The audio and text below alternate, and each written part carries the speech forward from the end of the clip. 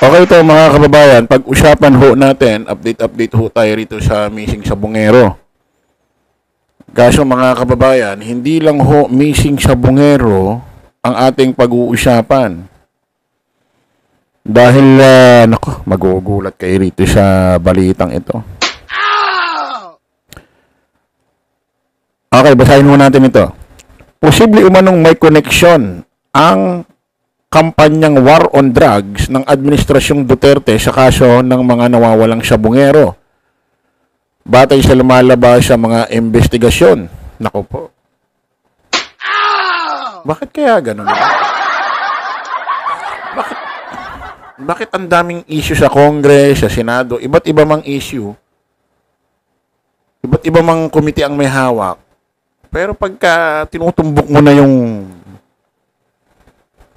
kaso, yung pinag-uusapan sa iba't ibang hearing, laging patumbok kay Digong ano? Grabe ka, Digong.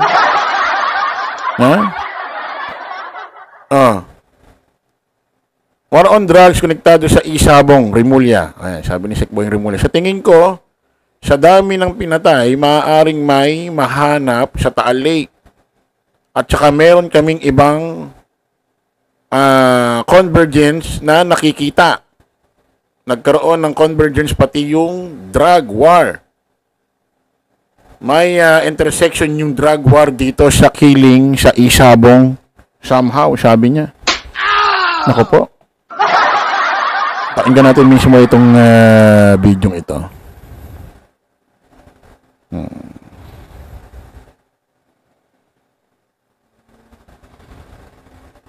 Sa paglalim pa ng investigasyon sa kaso ng mga nawawalang sabungero, nadiskubre ng DOJ ang tila bagong anggulo.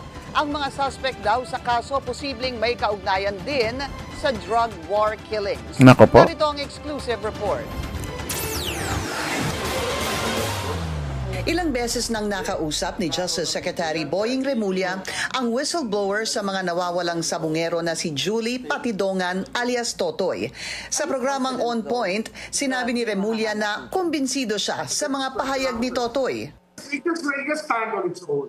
Piggy, ang mahirap talaga rito, lawyer up yung mga suspect, they have all the money in the world, they're paying the best lawyers. That is itself increases the challenge, but it does not in any way detract us from our task of proving our case that this happened because of these suspects.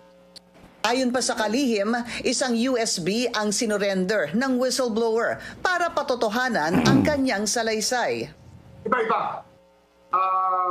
There are recordings, there are video recordings, there are voice recordings, there are copies of documents, etc. etc. Marami. Posible anyang umabot pa sa 30 pulis ang dawit sa kontrobersyal na kaso na maaaring may kinalaman din sa iligal na droga. Nako po. They were involved in the drug war, and they were also involved in the silencing of these people. Binigyang diin niya, walang sino mang nais gipitin dito.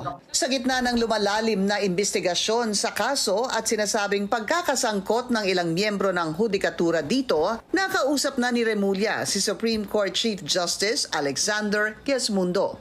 I sent a digital file to a justice who brought it to the Chief Justice. We will talk around, maybe we can talk around next week.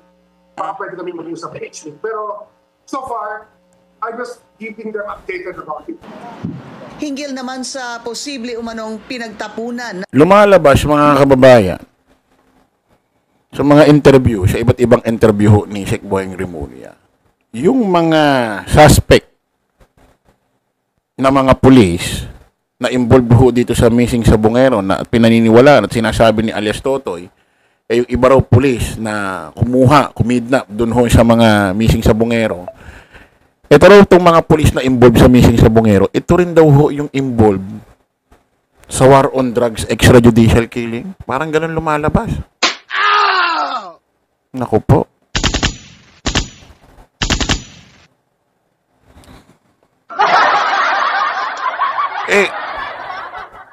Ito ba yung legacy ni Digong?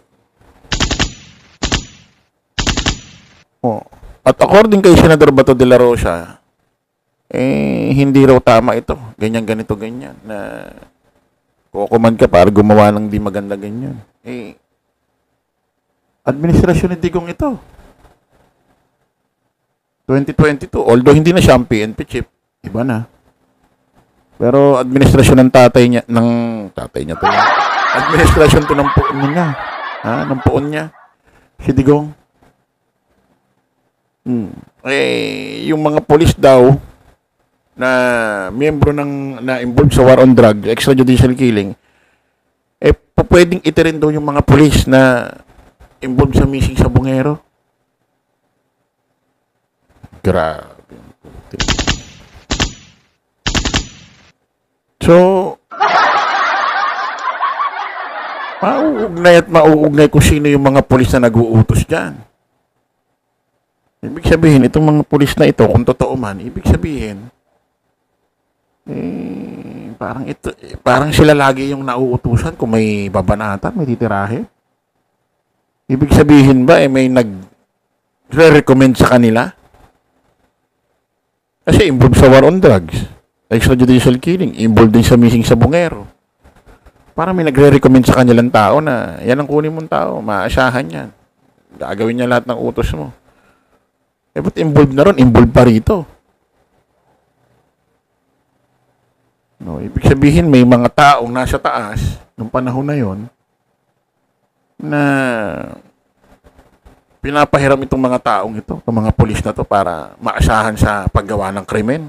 Parang gano'n? Naku po. Ito ho, yung Duterte legacy. Nakalaban natin nung panahon ni Digong, sa kanyang panunungkulan, tahimik daw. Wala raw mga krimen. Isipin mo, panahon niya, war on drugs, extrajudicial killing, libo-libo namatay. Panahon niya, dito nangyari yung missing sa Bungero.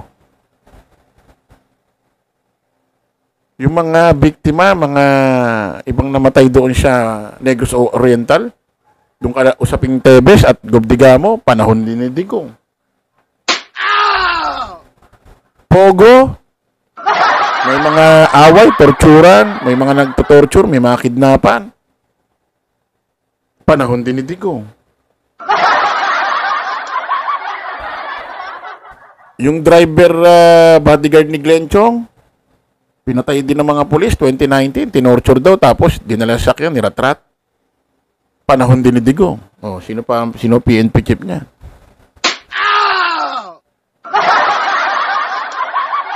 Isipin mo, nangyari lahat ito sa panahon ho ni dating Pangulong Rodrigo Roa Duterte.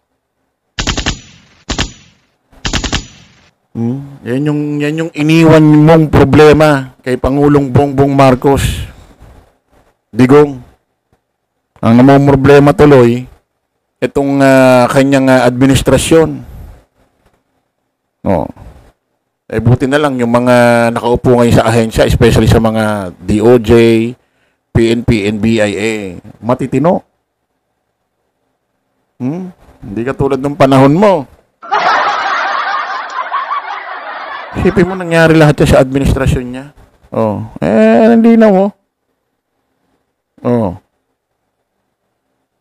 Yung war on drugs mo, may kaugnayan dito sa missing sa Bungero. Yung mga lumalabas, yung mga polis na involved doon, involved din dito sa missing sa Bungero.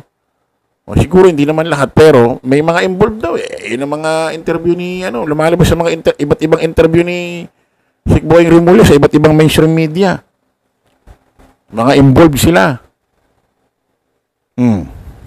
At itong 15 polis na ito, nasa restricted ng PNP.